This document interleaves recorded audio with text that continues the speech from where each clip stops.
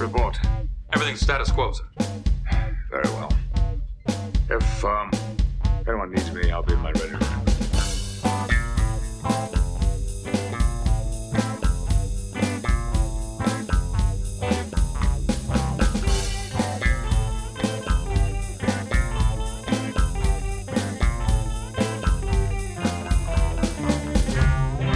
Welcome to the Readier Room, the only and longest running Star Trek The Next Generation rewatch podcast every week of the year.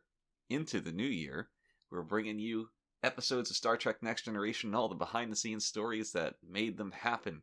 My name is Mitchell Mells, Chief Consultant of Services at Paramount. With me is my life partner, Brandon Hobbs. Brandon, how are we doing today? Doing well. I think we've both been better, Mitch. We have both been better. I can say that we've both been worse, but we have both been better as well. We have both been better. New Year's was a difficult time. We're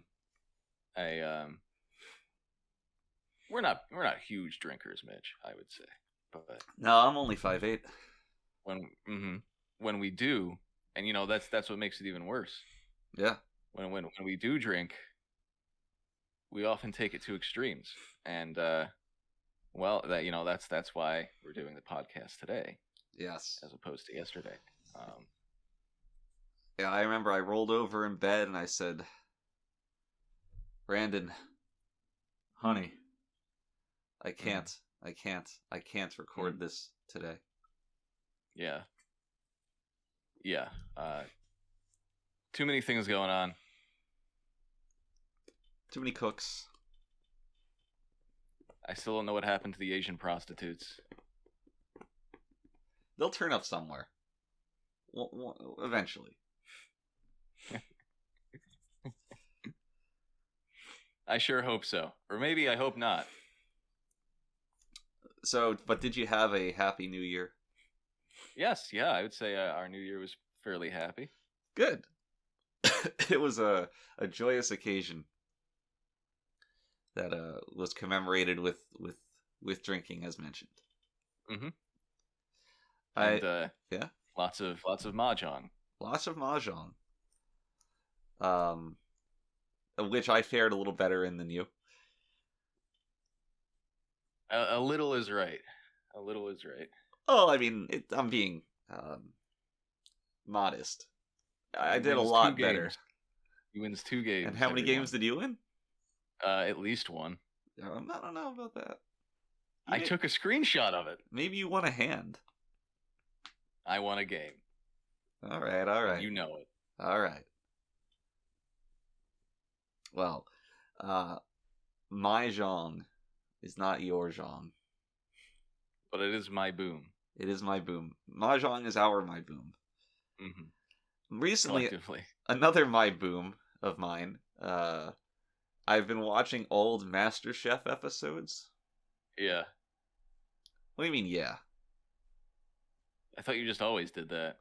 Well, I wax and I wane, like the moon. What about MasterChef Kids? Yeah, that's whatever. Alexander. Here's the thing. On MasterChef, they replaced the fat guy and the bald guy. And, I liked both of those guys. Uh-huh. And now it's just, the angry guy, some short guy, and a woman. The Mexican guy? Mexican guy? Isn't there a Mexican guy? I don't think there's a Mexican guy. I know there's a... He's on these panels all the time in these Food Network shows. He's like this Mexican dude. Are you thinking of the dog whisperer? No, I'm definitely not. Caesar Milan? Is the woman the one who's like on every one of these panel shows? Like she's on Chopped? I don't think so. It's not Rachel Ray. No, it's not. Definitely not Rachel Ray. I don't know any other female chefs. Chefesses? What do you call them? Chef. I'm a chefess. I know there's been a big push for gender neutrality recently. It's why we have flight attendant. And I will never call a woman an actor. Yeah? I mean, just because they can't act. Now, would you call her a bad actor if she was acting disingenuously? I would call her a bad actor if she was maybe a terrorist. Okay. Well, that's the thing. Do you would you call them bad actresses?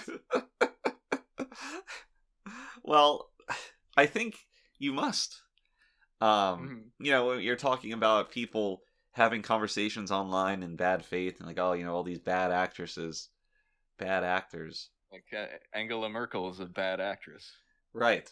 But Right? she's also a bad actor insofar as if she were to appear in film.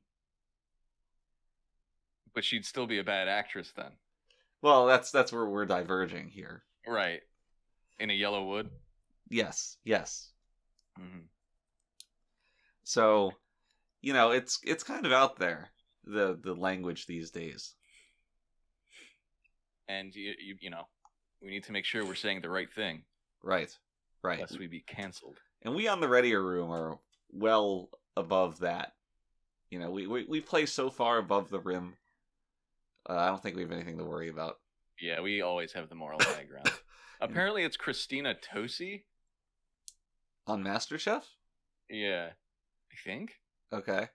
Does she look kind of That's like a Zoomer? She has blonde hair, right? Yeah. Yeah, that's her. Okay. Yeah, she looks like a Zoomer that's aged like 50 years, but hasn't like visibly like had any changes like in her body at all, just like in their face. Just more cracks and bags. Mm-hmm. Cracks and bags. Cracks and bags. Cracks and bags. Cracks and bags. That's the name of this episode. Of the Readier Room or Star Trek? Yeah. Ah, The secret name. I see. We have secret names for each episode. Yeah, if you download the file at home, you'll see the secret name inside of the file. Like how Justice is the bad one. Right. Exactly. Right. It was an amazingly prescient naming for us to nail that right at the start. There's something wrong with my left arm, Mitch. Are you having a stroke or a heart attack? No, I can't easily raise it above my head. All right. Well, if you have a question, you're kind of out of luck. No, I just wanted to say that. I looked it up on IMDb. What's it called? That's not IMDb. Star Trek? No, the symptom. Of you know, what? You look up things on the internet. Oh, Munchausen's? No. I looked up what. Never mind. WebMD. Never mind. What are you talking about? Just never mind. Wait, hold on. Hypochondriac? Hypochondria? Uh-huh. Is that it? No, let's just move on. Something about this joke did not hit with me. Anyway, I guess most important of all, we have our weekly question of the week, as one might say. And this week's question comes from Chris in Fairfield, Connecticut, who asks, "Hello, Admirals. Have you seen the new #MeToo stuff? It really made me think about TNG. Do you think anyone from the cast will be Me Too'd? And who do you think is most likely? Eternally readier, Chris." Oh, Chris. This is a bit of a nostalgic question for me. I think you remind me a lot of my little brother when him and I were kids. Anytime I'd go to play with my friends or go out or get my bike to do anything, you know, he'd be tagging along behind me shouting like, "Me too, me too, me too." Pretty annoying. You know, it was annoying when I was a kid. It hasn't aged any better as an adult. A lot of people have this tendency to follow celebrities, to leech off the celebrities, and they see celebrities and they say, "Oh, me too, I want in on this. Let me in. Oh, I watch you all the time. You know, you're my friend. Me too." And don't leech off the celebrities like that. And you mentioned TNG. Please don't go stalking our TNG alumni. Just, you know, have some self-awareness about all this. Send an apology. It'll be okay.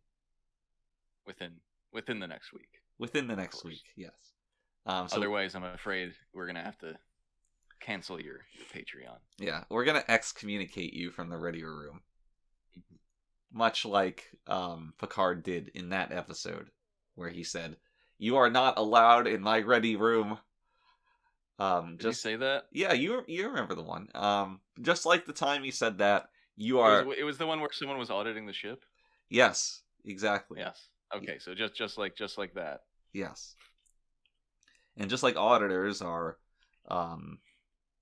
unwanted presences, so too They're bad will you actors. be. They're bad actors, even the women. Mhm. So too are you, Chris in Fairfield, Connecticut. How about instead of me too, you say you too? Just, Hey, you too. You too. Sport champ. Everyone likes a you too. Nobody likes a me too. A mi amore. A me too. All right.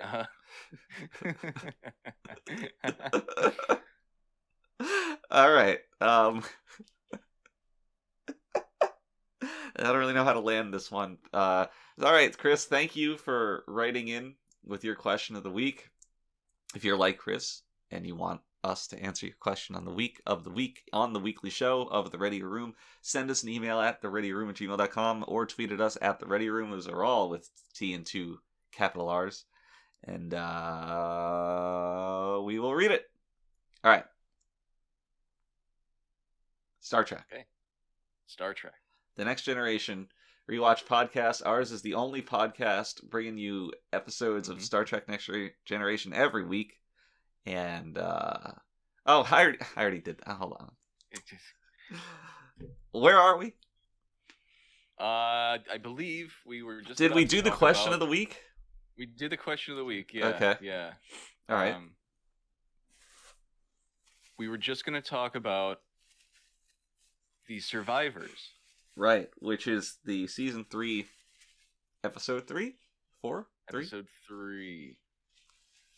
Yeah, because it was the first one, then Ensigns of Command, and then the survivors. Yes. Which, this is one of the episodes of TNG that I have the earliest memory of. Unprovoked by trudging through them for the sake of the show. I distinctly remember this episode. So you liked it? Well enough. It had onto the show. It had a unique premise. It had some dodgy performances, mostly from the main cast, and it was just a nice little sci-fi story. Yeah, I mean, overall it was pretty good. There were certain parts that felt a little bit repetitive. I think, like they get into a fight with the ship 3 times, and they beam down to the planet 3 times, and yeah, it all kind of ends in nothing until finally something has to end. Well, you see, because we're at the end of the episode. Just like the waltz inside of the episode structure is in 3s. It's much like a waltz, huh? Yes, it's much like a waltz. Wow. Truly genius. We have lots of Troy screaming. Oh God. Doing a very convincing performance. And it's not at all grating. It's not sexy either. No. Although she does have her new uniform this episode. Right. We first see Blue Troy in this episode. Right. Which, no, she's not a different character. It's still the same Troy. Right. It's not like Klingon Guile. Not like Klingon Guile. Yeah, judging by these past 2 episodes, we're entering a period of time where there's just a bunch of decent middling episodes where there's not a whole lot to say about the episode itself. Yes. I feel like. I get the impression that what's heralded as the golden age of TNG is mostly just, like you said, middling episodes. Just decent television. Yeah. It's watchable. Right. Yeah, it's not doing anything groundbreaking. There's still a lot of weird things that should have been ironed out. I don't know why we didn't get Michael Dorn speech lessons, speech therapy, because he continues to say weapon throughout this episode. and we already knew about it. Now, do you We think already knew that'd be a do you think problem. this might be a Klingon quirk? It could quirk be on. a Klingon quark. No, Quark was a Ferengi. No, yeah. What about a Klingon quark? Much like Klingon Guile, Oh my god. right? Yes. They're all alternate universe Klingon versions of characters. Now here's the I watched an episode of Deep Space Nine where O'Brien is surgically made up as a Klingon.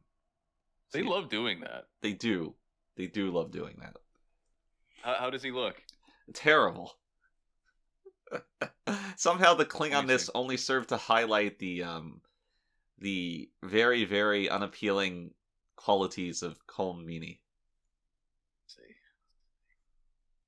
It's him, Cisco, the shapeshifter guy, and Worf. I actually think he looks pretty good. Oh yeah? No, yeah. He looks ridiculous, but Klingon should look ridiculous. Yeah, I mean, insofar as a Klingon, he looks like a Klingon. It's not that the makeup is bad, but Okay. it's just a very, very unappealing visage. I suppose so. Like, I can't argue with that. Look at Cisco in the same episode. He's still like that actor. Yeah, but he's black. James Avery is kind of attractive, and he's the Klingon Cisco has also kind of got that going. I feel like it's got to be more difficult to get a white guy to look like a Klingon. It's true. That's true. And it's really difficult for them to succeed at Klingon basketball. Mm-hmm. Mm. Did you know that despite being 12% of the population? Klingons. Oh wait, no, never mind. This is for the other podcast. Sorry. Oh God. Oh, that was close. We got to get our notes rearranged here. Yeah. What is our producer doing? Come on. Making Gonna have us to give him a stern look talking like to. jokes. Don't worry. I mean, Right. we'll be heavily editing this. Editing, Evelieing. Mm-hmm. Yes. That's exactly how I would have said it. Yes. Yes. Yes. So, The premise of this episode, I think, is pretty cool. Here's this ravaged planet. There's just this one carved out piece of land that's just a very Mhm. innocuous house. I think that's intriguing. in terms of the production of it, we got to shoot on location, which was nice. Yeah, it's always fun to go out of the studio or to wherever. We used to shoot on that one university campus, which some of the earlier episodes were on.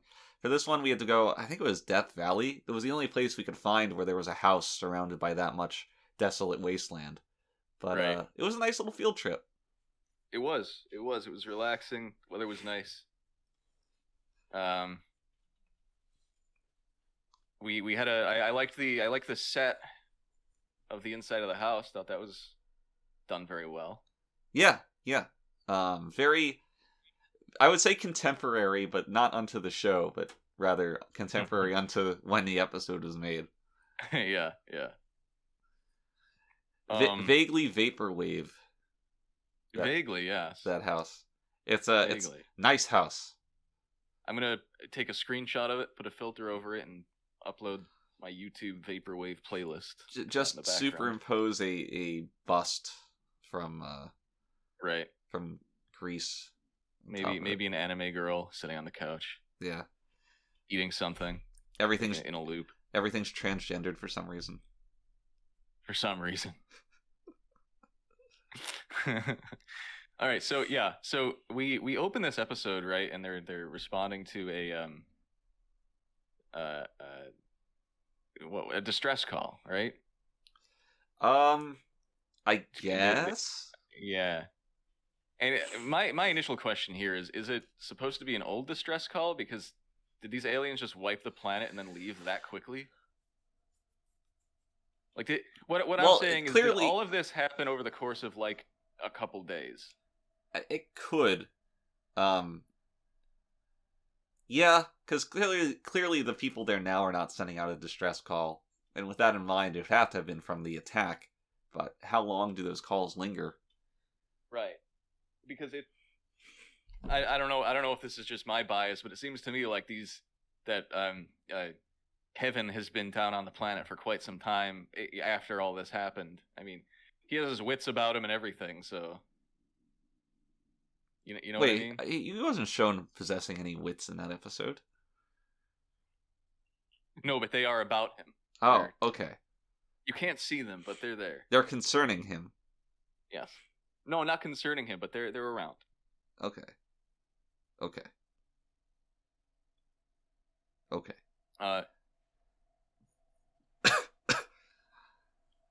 But so that was my question. Well, I don't know. I don't have a satisfying answer for you, about anything really. But it's I'm really scratching my head now because I'm like, do I like this premise? Do I like this idea? Once we're at the onset of it, it's like, well, it's already kind of manufactured. Yeah. No, I mean, there's something there. The problem is just like the dressing here is a little bit not really thought out. Yeah, I think it's somewhat arbitrary. Yeah. To allow for this episode to happen. Yeah, it is arbitrary. I mean, like, just as it doesn't make sense to me that a group of aliens would, within like a couple of hours, destroy this planet and then just fuck off. But who knows? As elucidated on later on in the episode, those aliens were wiped out completely. So we can't even ask them. Right. It's impossible to interview anyone after the fact. Right. Which is, really convenient though, isn't it? You set up a race of warlike aliens with extremely advanced technology and then kill them without us ever having seen them. Yeah, I hope that race never shows up in the Apocrypha, because that would be It to my knowledge it doesn't. Okay. What was the name of them? I don't remember. The Balorans? No, you don't. The Exxon Valdez. The Husnock. That's got big 5 seconds of thought energy to it. Yeah, the Husnock. I killed the Husnock. Not just the men, but the women and the children. But yeah, so they get this distress signal, and they also seem to be able to pinpoint the location of 2 single people on this planet. The only people. Well, they're not single; they're married. Yes, they're married. 2 married people on this planet, and which I found. I don't know. I don't know if they've ever done that before. I'm surprised that what's her face, Yasharn, shows up on their scanning. Rashawn. Yeah, Rashawn. I was gonna say that too. Yeah. And it's really leaning hard on this guy being a god for that to happen. Yeah. Well, he basically is. I guess. He did kill an entire species. Yeah. So and then this starts to really beg the question of if he can create a human being that is a facsimile of one who died, and she shows up on the scanner as a human being, is there something wrong with that? Right. It's not, the Enterprise never mandates that he disposes of that illusion. Oh yeah, no, it's just like the episode kind of implies that is the correct thing to do, is to not do that. Yeah. She's not a mirage, she's a human being. It's basically just like picking up where you left off. Right. And really, at that point, why not remake the entire colony? That's also true. That's a great question that we never grapple with. If he feels so guilty, why not bring back the Husnock? He could have. He could have remade the entire planet, and none of this would have happened. Once again, writing stories with godlike entities is not easy. I think we hate the godlike entities. Yeah, and the narrative isn't so compelling that I'm just gonna, don't think about it. It's, he's got to accept it, because what it's working in service of isn't worth that. Yeah, for sure. So now it's like we have to ask ourselves: is there a limit to this guy's power?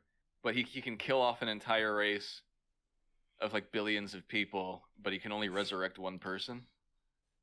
He's also incredibly principled, yet extremely emotional as to commit galactic-wide genocide. After having lived for millions and millions of years. Yes. And he's so emotional and illogical as to A, get that angry, but B, be satisfied by something he knows is not the real thing, not the genuine article for the most part. Right. But he is satisfied with that because it placates his emotion, but he's still principled enough to never commit violence or fight or do anything. Right. So, what is it? This guy's not the most consistently written. No, he certainly isn't. And I don't even know if I would say that I can relate to his struggle at all. He's just... Well, have you ever... You know what I mean. I can certainly relate to his desire to commit genocide, just not with his ability to do it. Right. And speaking of which, we actually have a very compelling line from Crusher right after the bridge scene where she says, "If they're the only survivors of a nuclear holocaust, they can't be in very good shape." Mm-hmm. And these are remnants of when this episode was supposed to have kind of parallels to, well, we were originally going to have her say nuclear Shoah, but we thought that might be a little bit too on the nose. Yeah, that line went through a few rewrites. Yeah, I remember one of them was a nuclear night of broken glass, and it was a whole thing. Right. Yeah, and so we decided to just stick with the simpler Holocaust when it turned out we were taking it in a different direction. Really, the genocide kind of becomes a footnote in this episode. Now, that really steps on the toes of Picard's line later on in the episode, which also uses the term Holocaust. Right. Now, he asks why their house survived the Holocaust. Right. Here's the thing. If you were to replicate the Holocaust on the holodeck, would it be a Holocaust? Yeah, I guess it would be. Unless Hitler is able to escape the holodeck and became real. The Data goes on. He's programming the thing. It's like, make me a Hitler that's worthy of being my opponent.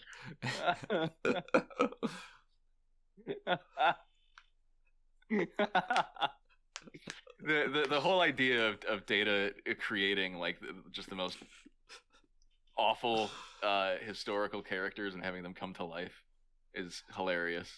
All right, now how about this? Hitler breaks out of the holodeck through whatever means, and the episode is him reacting with such vitriol to the diversity on the bridge. Yes. He looks at Worf's like, I don't know what you are, but you look like a. Well, I'm not going to say it, but it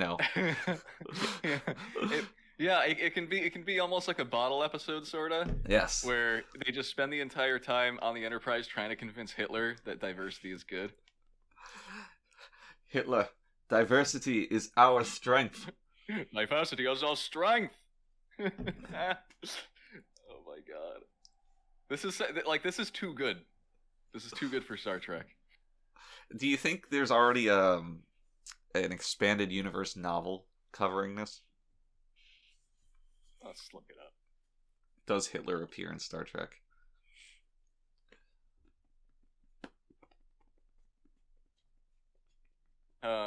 Adolf Hitler was an uncredited actor who appeared as himself in 2 Star Trek series. Wait, his real name, the actor, was Adolf Hitler? No, they used archive footage of Hitler in Star Trek. Oh. Describing that as an uncredited actor is a stroke of comedic genius.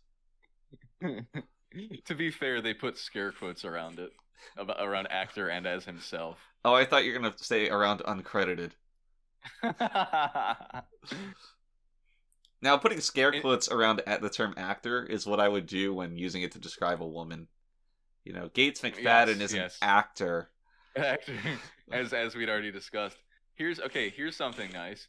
In Gene Roddenberry's original story for the episode The Savage Curtain, Hitler was among the historical people recreated by the Excalbians to fight as the evil, quote, evil team opposing Kirk. So there's a world where Kirk fought Hitler. Apparently. Now, who are they to say who's evil and who's not? Well, that's why they put quotes around it. There's a lot of editorializing going on in Memory Alpha.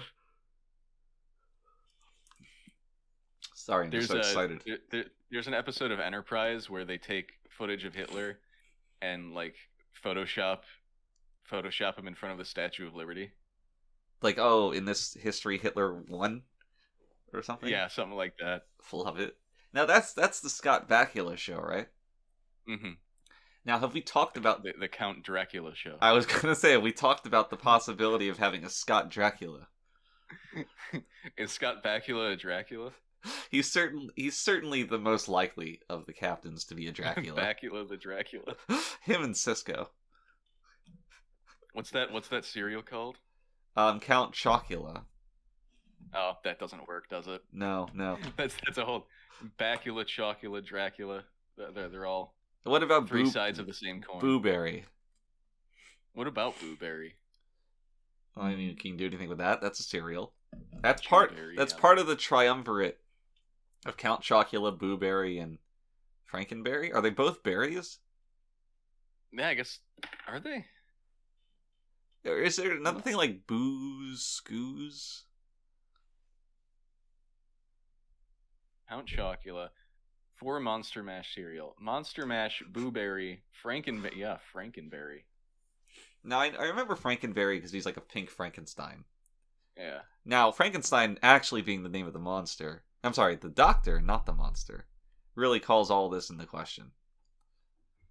Like, is there a Frankenberry that created the Frankenberry monster? Right. Frankenberry's monster. Right. That's what the mascot is Frankenberry's monster, and the cereal itself is just called Frankenberry. Okay. Now, was the man who created the recipe Mary Shelley's Frankenberry?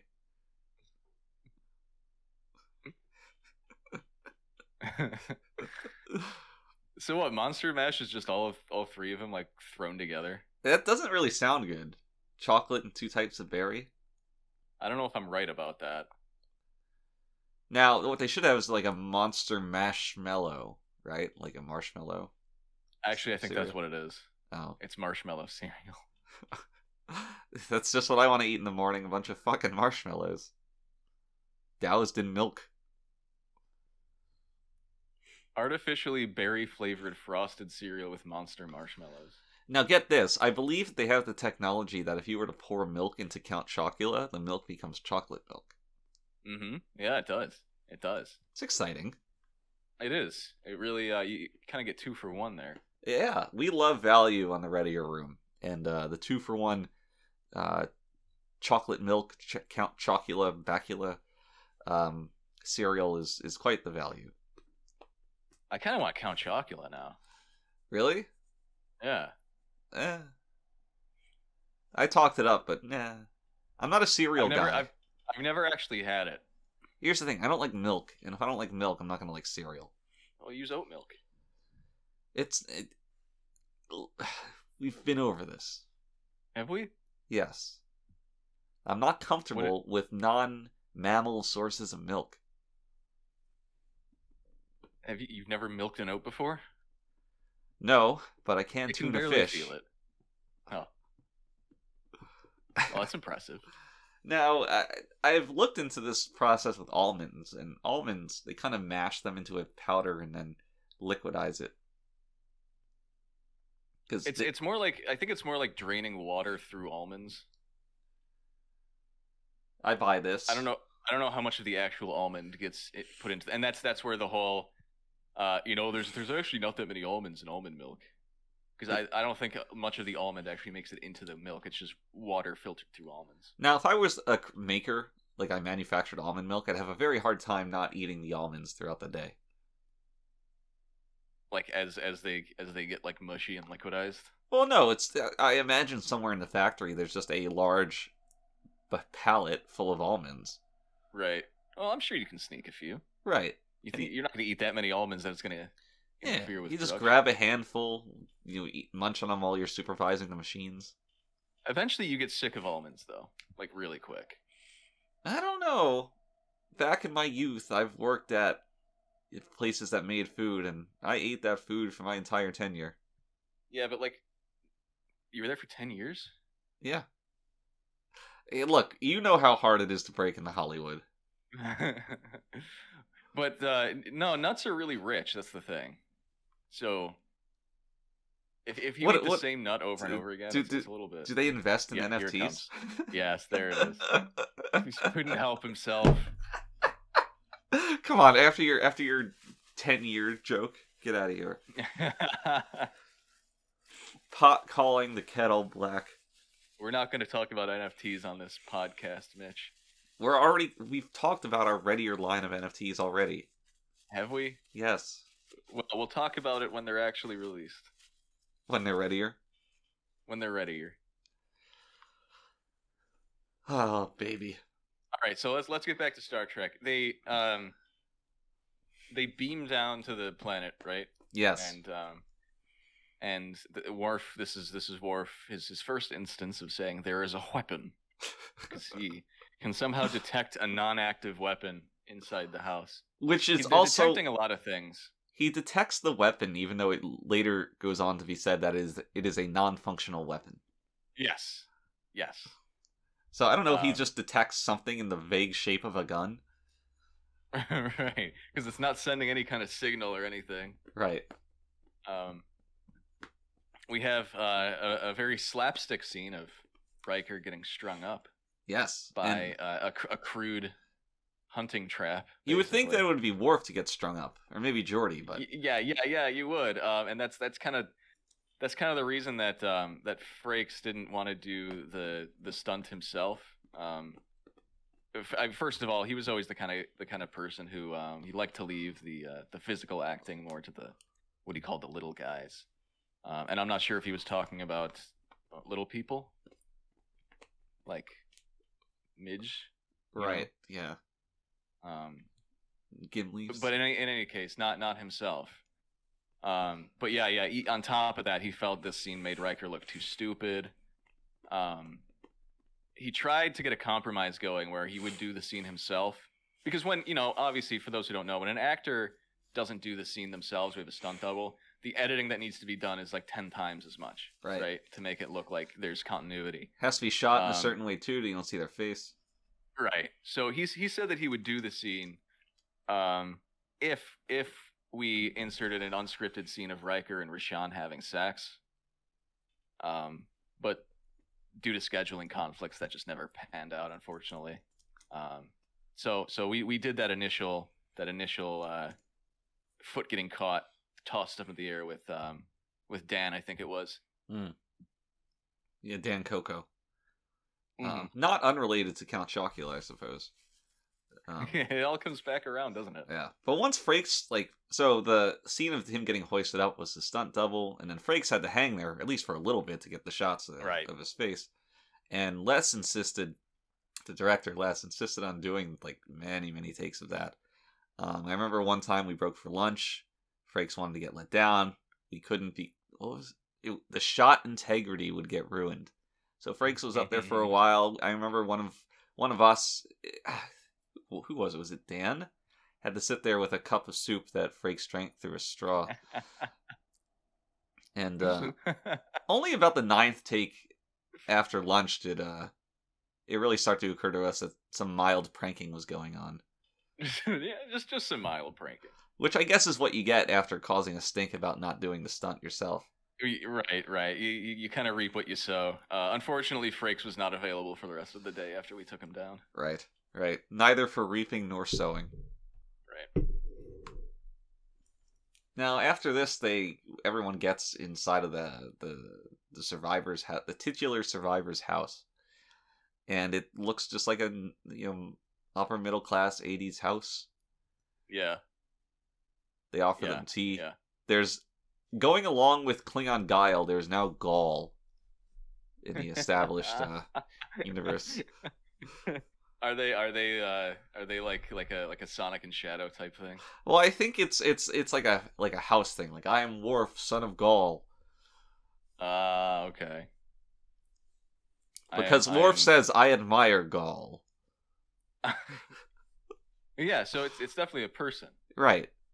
And I guess when the Kevin, the guy, tries to ward off the away team with a non-functioning rifle phaser, that's something Gaul would have done.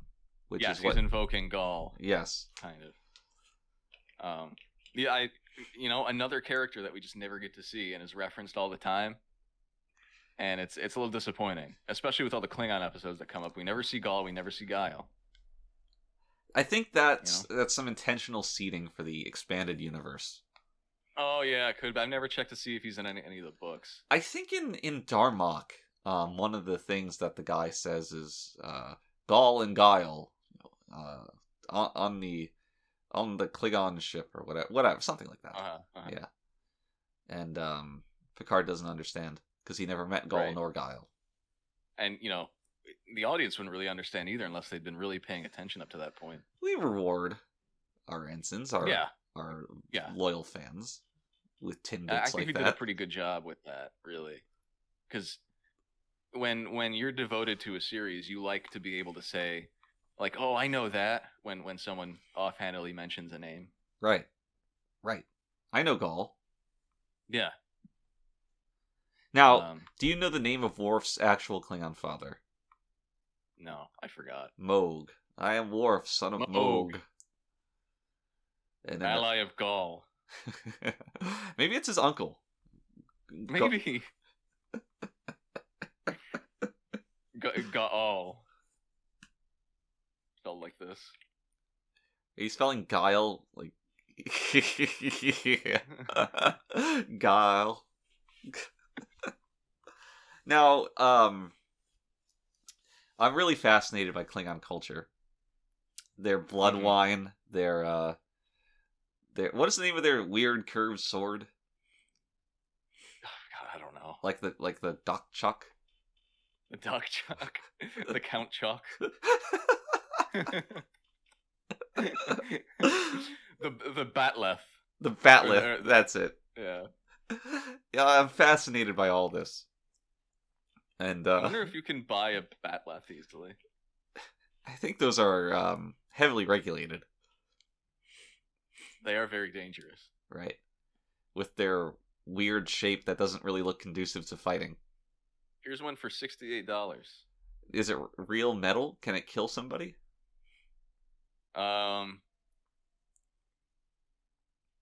Yes, high quality stainless steel. Ooh, now does it come with lessons on how to use it? Maybe an instructional DVD. You could probably look that up on YouTube, no cap. I'm gonna try that right now. Batleth. This is a really good podcast episode where we spend the entire hour googling things.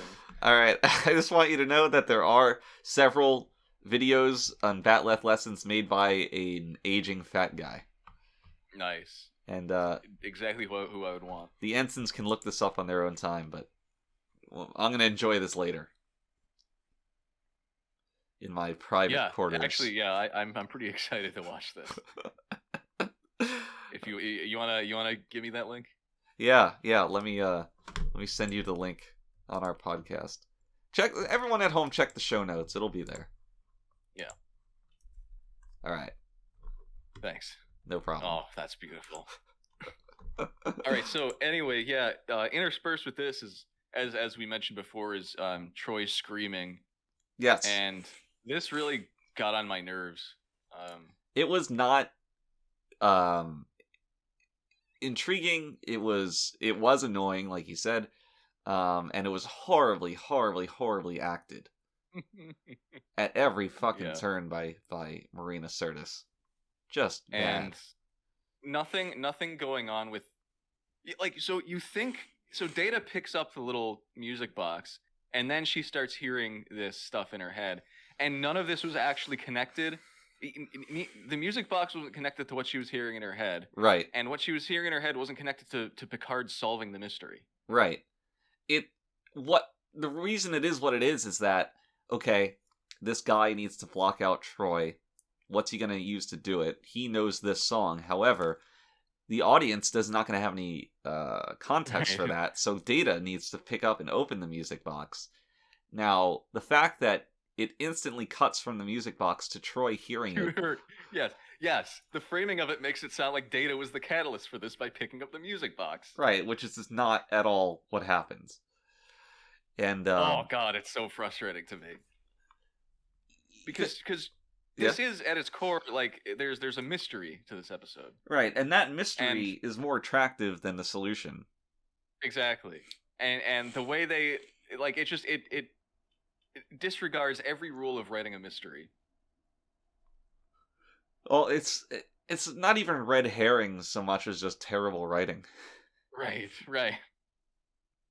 There wasn't enough meat here to even have a red herring. Right. It's more of a pale blue herring. Right. Not coincidentally, we see Blue Troy in this episode. Now, the whole Troy subplot itself was more of a subtle send-up to Jean, and like the... I don't want to say it like this, but the long-lasting psychological trauma he inflicted on the young starlets that worked on the show throughout the years. Okay. Yeah, I could see that. I guess you would want to throw that in somewhere. Yeah, it's an important thing. Lest Jean get U2'd, but people like that's why it was given to Marina. She didn't have the chops to act that part, but she had the lived experience to relate to it. Sure. Yeah, I sympathize. I just wish they put it in a different episode.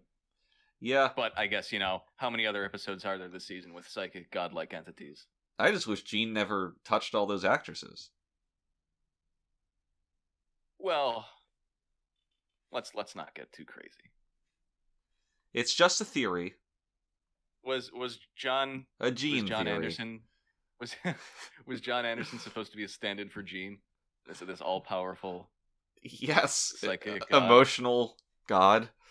Except I don't think Jean would care about genociding an entire species. No, he would revel in it. Speaking of John, though, nice guy, right? Yeah. For those who we are like just John. listening, that he's the guy who played Kevin. Very, very, very nice man. Probably one of the better guest stars, really. One of the more normal ones. His wife had passed away about a year before he appeared in this role, right? Yeah. Which I think that really helped us get a lot from him in terms of his performance.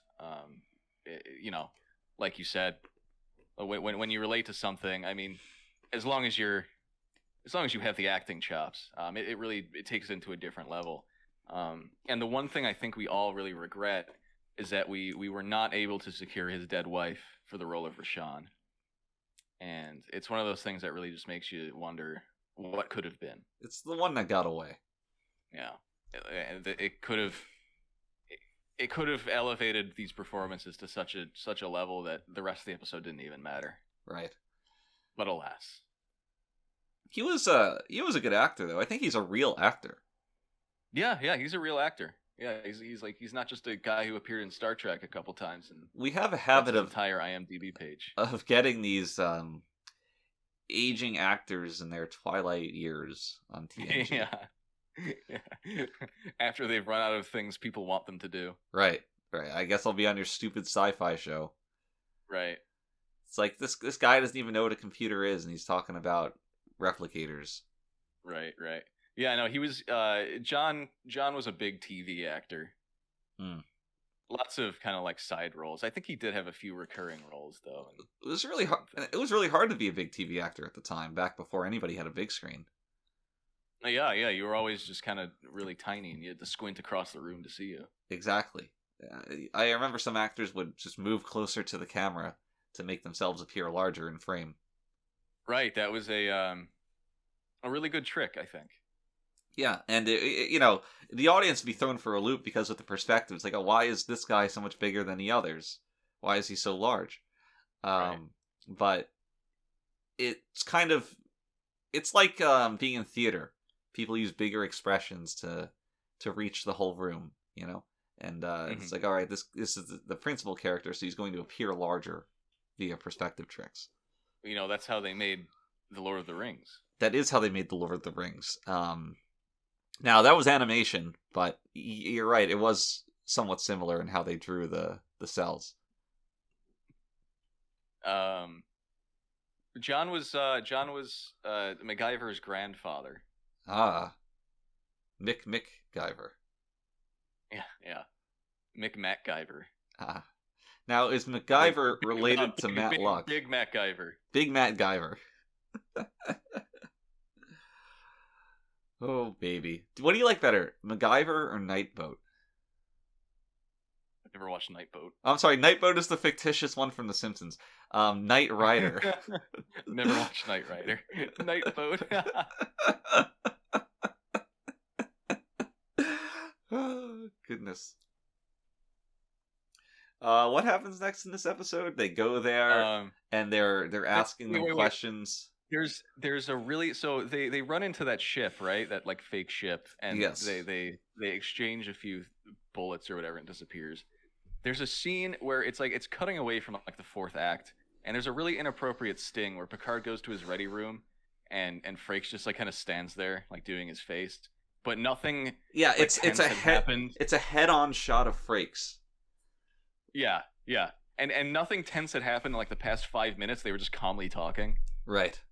And Picard's like, "Oh, I think I might know what's happening here," and then he walks away, and it's like, Dee! You have to do how many act breaks per episode? They can't all be zingers. I suppose so, but it's always very obvious when stuff like this happens. I think that's the problem with New Trek, is that New Trek is made for streaming services, and there are no act breaks. That's actually, honestly, that actually could be true. Like that the lack of act breaks is detrimental. What I need is constant peaking and relief of tension. Yes, that is what makes a good show. Right, not keeping it up to 10 for the whole hour. Right. And every episode dropped at the same time, so I'm just gonna binge watch this, take a nap, pretend I watched it, and all the girls have boys' names. Do they? I don't know about all of them, but does any of them? Do any of them? Yeah, there's like the main characters, the black woman named Michael. Are you sure it's not like Mikal L? Nah, I'm pretty sure it's just Michael. Oh goodness, that's almost my name. It is. It's dangerously close. Yes. Well, New Trek. I'm going to say it with an N and a U and an umlaut. Mm-hmm. New Trek. New Trek. Which means I don't like it. Right. That is, yes. That's exactly what that means. Yes. So there's this ship. It comes and goes. Like you said this a lot earlier. It's going to play out a bunch. They go to the house. There's a ship. It chases them away. They go back to the house. There's the ship. It chases them away. Go back to the house again. And every time Rashawn's like, "No, don't. We're not gonna leave." And then eventually Picard's like, "Well, what if you left?" And Rashawn's like, "Well, I guess we could leave." And so through this entire episode, because much like other episodes, I'd pretty much forgotten how exactly things play out. Throughout this episode, I was like, okay, the issue is that if they leave, Rashawn will cease to exist somehow. Right. That's kind of what's implied. Nope. Picard just beams them right to the bridge, and they're there. She's there. She could easily just... And it's at that point where, why can't we just leave well enough alone? Because Picard seems to have figured it out. Yeah. Yeah. And even then, I don't get really Kevin's motivation. Why does he need to stay there? Why is he so reluctant to just take his fantasy along somewhere else?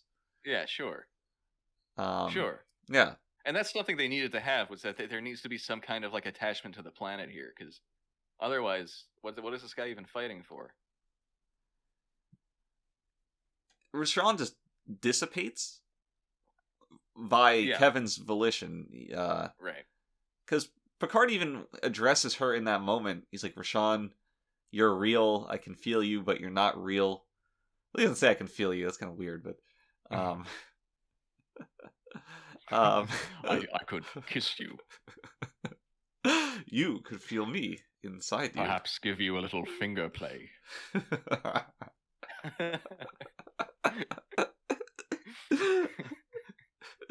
But alas, you are not real. But he does talk to her like that, which implies he acknowledges her sentience. Yeah. And for him to want to extinguish that kind of goes against the Enterprise's approach to life forms leading up to this point. But I guess part of that is given the rushed nature of the ending. Yeah. So initially, the first drafts of this ending, and we started shooting a little bit of this, were very different. We kind of skipped over this. Picard at one point lets the house get blown up by the ship they're encountering in space under the Yes, that's right. Under the pretense that it's not real, it's just an illusion. Yes. And the initial version of this script was that it was not an illusion, that ship just blew up the house and Kevin and Rashawn both died. And Picard, for the last third of the episode, would just have to deal with that guilt of his presumption being wrong, leading to the deaths of these innocent lives. And I think we changed it because of the scene where Worf walks in on Picard about to kill himself, and he has to talk him out of the noose. Something about that was just a little too dark, I suppose. A little too much? Yeah. How is Picard going to kill himself?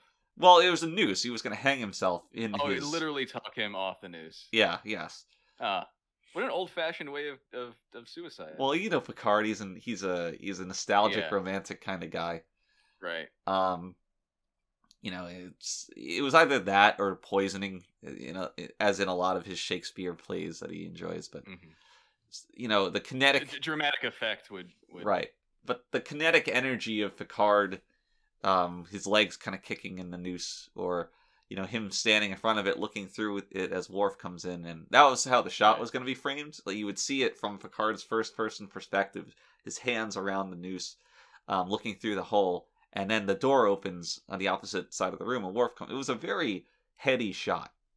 So, yeah, I mean, that sounds actually beautiful, but what would have made it even better is if the shot was Picard looking through the noose, and then on the other side was a hallucination of the girl from We'll Always Have Paris stretching her hand out.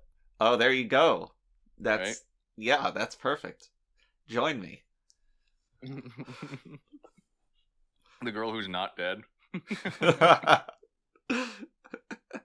There's something about her that I wanted to talk to you about. Hold on. About that girl from that episode from months ago? Yeah. Okay. Just stay completely silent while I Would you like me to sing a song? if you want. I mean, I don't want, but if you're gonna harangue me for being silent... I don't want. I need. Oh, she used to be... Hold on. She used to be married to the guy who played... Who was the head of the village last episode? Goshevin. Oh, it's weird. She used to be married to him. I forgot to bring that up. While we were filming? I'm not sure. Maybe they met at one of the many TNG alumni parties. Yeah, that could be. What a sad party. It was especially sad for Goshevin because he shows up and everyone's like, "What? You sound like that?" A little. He also did this film called Yellowbird with Will Wheaton's sister. Oh God, Leslie Crusher. Yeah, Wesley and Leslie.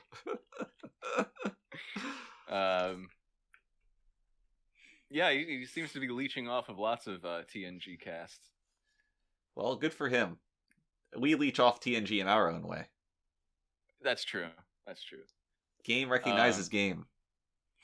But yeah, so that's all I had to say about that. But yeah, so now we get to the ending, really, right? Yeah, and which happens. Kevin confesses everything, and none of it's really all that exciting. But this has the most baffling moment of the show, the ending, where after Kevin leaves, Picard's talking to Riker, and he says, "I don't know whether to praise him or condemn him." And under what world would you ever praise him? Does Picard just really hate the Husnook? I mean, it sounds like the Husnick aren't the kind of people you'd want to hang out with. So maybe he's just got a little bit of bias. That's all. I don't know whether to praise him or condemn Possibly him. just as baffling is that after all this stuff has been confessed, Picard looks at Kevin and says, "You're free to return to the planet," as if he needed his permission to do so. Bizarre. That he's a godlike entity, right? He could easily just destroy the Enterprise. And Picard says this. Somebody says he's dangerous, and Picard says if he wanted to kill us, he would have killed us. Because he's so much stronger than we are. But yeah. And then he still takes point and being like, okay, you can go. Yeah, you're allowed to leave. And that is actually the number one question I get from fans when I see them out in the wild is why does Kevin need Picard's permission? Which I thought was fascinating. The second most asked question is, of course, why is the alien named Kevin? Both head scratchers. Really strange stuff. I think this episode was kind of a missed opportunity to bring the Borg back in. Oh, and have the Borg be responsible for what happened? Yeah, and maybe Kevin doesn't kill the entire species; he just kills that ship. Yeah, I think, although I will say that having anybody kill Borg off screen takes away from them as villains. Sure, but I think they're already being taken away from because this guy just genocided an entire race of very technologically advanced, like, planet killers. He could kill the Borg if he wanted to. That's true. In Best of Both Worlds, why doesn't anybody say, let's go find Kevin? Right. Right. We've already been introduced to so many races of gods who could have solved this problem. So many Rick Wakemans. They just refuse not to. Refuse to. They just refuse to. They refuse not to help. No, I will kill the Borg. They refuse not to not help. There we go. I want to see this guy and Q interact. Do you? Yeah. I just like seeing Q. Oh, we love Q. Q who? Q-U. Q-U. Q2. Q-U-2. Oh, goodness. But yeah, we kind of summed this up at the beginning. This is just a pretty middling, fine, watchable episode. Nothing great. Got some problems, but it's not nearly as egregious or bad as anything in the preceding seasons. Definitely not. Definitely not. Do you dislike it more after we talked about it? I do. Yeah. Yeah. Maybe I can watch it again though. Yeah, I watched this last year, maybe. Well, maybe about 365 days ago, not 3 days ago, because I did watch this last year. Right. As a matter of fact. No, but it's like, okay, maybe I had it as a 6 and now it's like a 5.5 or whatever. It's not a big drop, but I do like a little less. The IGN ranking scale. I'm sorry, a 5.4. 5.4, it was terrible. With you. Well, I'm glad we have both such, I don't know, flaccid feelings on the situation. Yeah. That's about it, isn't it? Yeah. Do you have any trivia for me? Yeah, so there's a quote in this episode where Riker is looking at Rana 4, right? And he notices the small patch of Kevin's land, and he refers to it as a few acres of trees and grass. What is weird about this? A few acres of trees and grass. Well, it's obviously not a few acres. That's much larger than the plot of land that we see. Mm-hmm. Is that the answer before I keep pontificating? Okay, before I pontificate here. It's a few acres of trees and grass. It said he doesn't mention the house? No. I'm probably not thinking about this in the right way. Is this obvious? Am I dumb? It's obvious, yeah. Alright, so give me the question one more time. The setup. Okay. Riker is surveying Rana 4, notices Kevin's patch of land, and refers to it as a few acres of trees and grass. What is odd about this? Is it that he's seeing this from space? No. Okay. Is the term acre loaded with some kind of definition that's caked on being on Earth? It's not loaded with the definition. But basically. All right, well, basically. Let me know. Here's what Memory Alpha has to say. Oh no. Riker says in learning of the only surviving area of the devastation on Rana 4, a few acres of trees and grass, indicating an anachronistic familiarity with the U.S. imperial system of measurement rather than the 24th century standard metric system, which would use hectares. That's pretty good.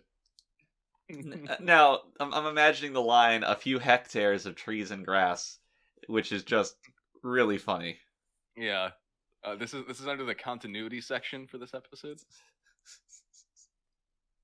Well, you know, everybody loves their 20th century Earth, so. Yeah. Yes, that is true of Star Trek The Next Generation. A few hectares of trees and grass, Captain. Just a few hectares of trees and grass. I want to, in like a Blu-ray, Frakes dubs over that one line. Like, Captain, it's a few hectares of trees and grass. Oh, yeah. Star Trek Special Edition. Fuck Star Trek. Yeah. Do you have any parting words before we go? No, I don't think so. Just our sponsors, right? Yeah. As always, want to thank our sponsors for getting us readier than ever. And this week, we want to send a special shout out to Count Chocula, Booberry, and also Denny's, home of the Grand Slam, and Moons Over Miami. So be sure to check them out. Whenever you go to Denny's, you can say Readier for a 5% discount. And if you bring one of our Readier coupons available on our Patreon to the grocery store when you buy Booberry or Count Chocula, then you will get another box free. It's BOGO. Buy one, get one. BOGO. Yep. That's right. Yep. And tell them Mitch sent you. But that's going to be it for today, everybody. Join us next time on the Readier Room, where we watch one of the top 10 episodes of the series. And I hope you're excited for that. Until then, everybody, please count your blessings. Happy New Year. And of course, stay readier. The troublesome little man-child.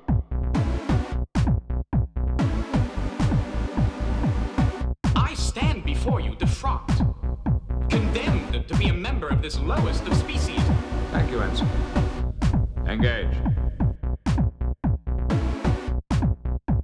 Do you consider yourself superior to us?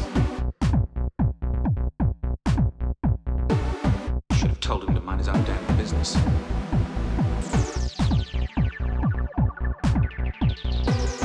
But I stroked the beard thusly. Do I not appear more intellectual? Computer, freeze program. Have you never dreamed of climbing inside the bottle?